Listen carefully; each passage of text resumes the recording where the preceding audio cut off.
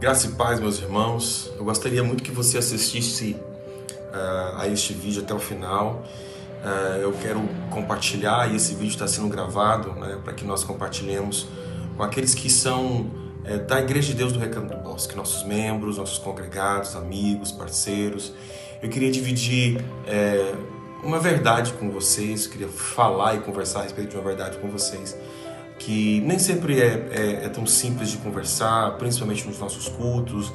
Às vezes a mensagem não chega da forma que deveria chegar, nem no momento que deveria chegar. Mas em alguns minutos eu gostaria de compartilhar com você sobre duas, ou talvez dois dos grandes inimigos que uma igreja enfrenta, né? Que é a falta de visão e a falta de provisão. Então, uma igreja certamente não vai avançar se não tiver uma visão que vem do alto. A Bíblia fala que não havendo profecia, né? Ou seja, não havendo uma comunicação de Deus com a terra, né? O povo perece. Então, sem dúvida alguma, uma das maiores razões que faz com que uma igreja não avance, não cumpra o seu propósito, é perder a visão, é perder aquilo que Deus tem para ela, não é? É se perder dentro de um projeto.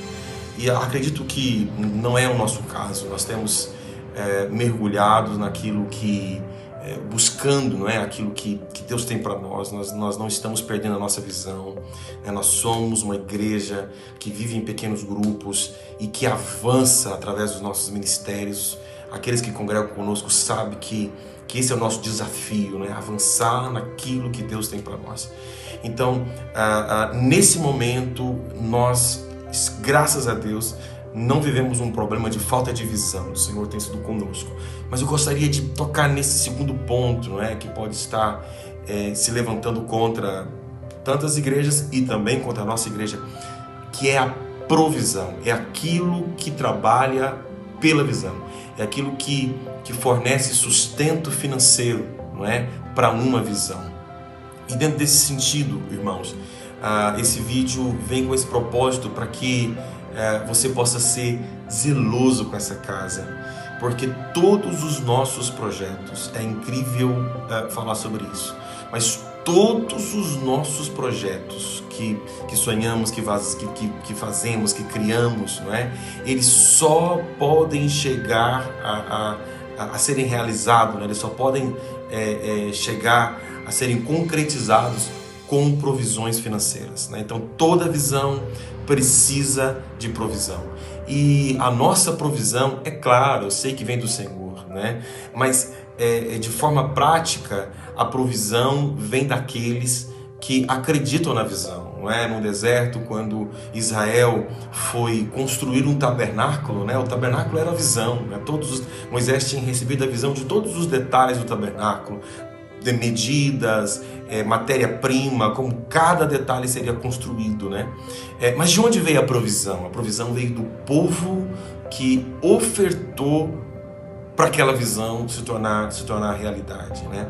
Então, esse vídeo aqui, irmãos, vem para sensibilizar e para encorajar todos aqueles que congregam conosco a praticarem o princípio da oferta, mas principalmente o princípio do dízimo do Senhor, que é quando eu separo 10%, né, da minha renda e entrego a Deus.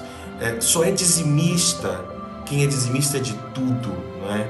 Só é dizimista quem é dizimista sempre. Não adianta, é claro que toda contribuição é muito bem-vinda, né, para o reino, mas aqui eu falo sobre sermos constantes, né? Então, eu sou dizimista quando eu dizimo de tudo, né? Quando tudo que entra na minha vida é entregue ao Senhor 10%, né?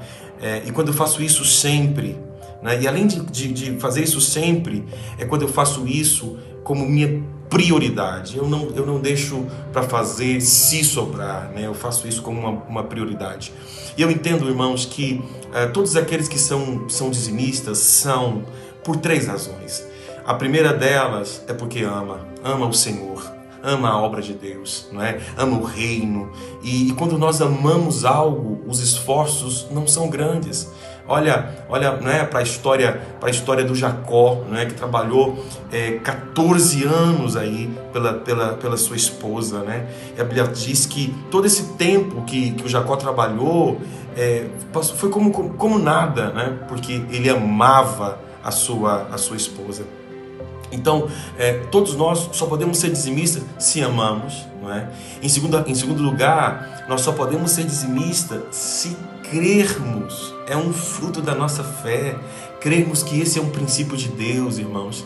Crermos que isso não é uma lei, não é? Isso não é algo que acabou. Isso vem antes da lei. Isso foi consolidado em Gênesis 14, num princípio de Abraão de honrar a Deus, né? Então, só é dizimista fiel aqueles que amam, aqueles que creem e aqueles que se organizam para isso. Aqueles que não estão comendo toda a semente, que estão discernindo o que é pão, o que é semente.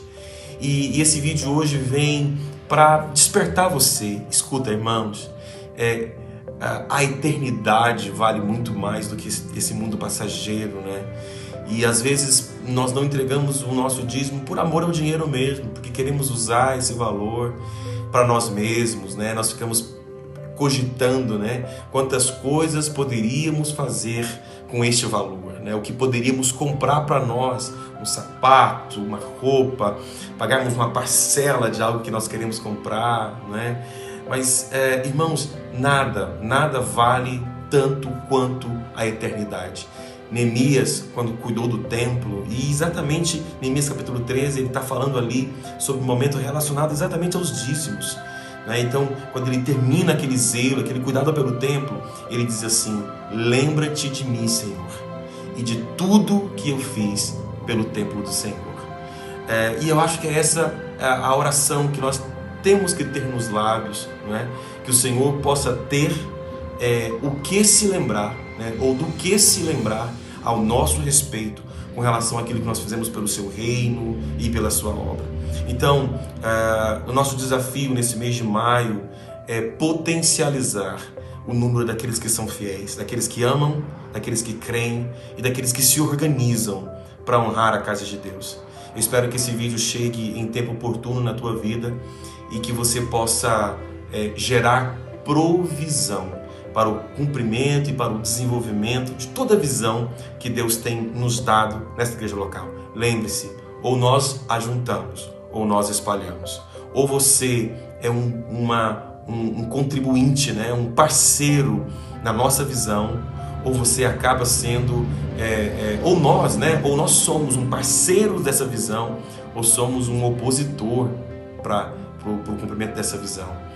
Mas eu tenho certeza que nós temos muitos irmãos, muitos crentes fiéis nesse lugar e nós vamos avançar. Nós temos grandes desafios para avançar e avançaremos mediante a sua fidelidade. Que Deus te abençoe, que o amor de Deus se multiplique no seu coração, que a fé neste princípio de fidelidade ao Senhor se multiplique no seu coração e que a organização financeira chegue na tua casa. É a minha oração. Vamos avançar. Que Deus nos dê provisão para o cumprimento dessa grande visão. Um abraço.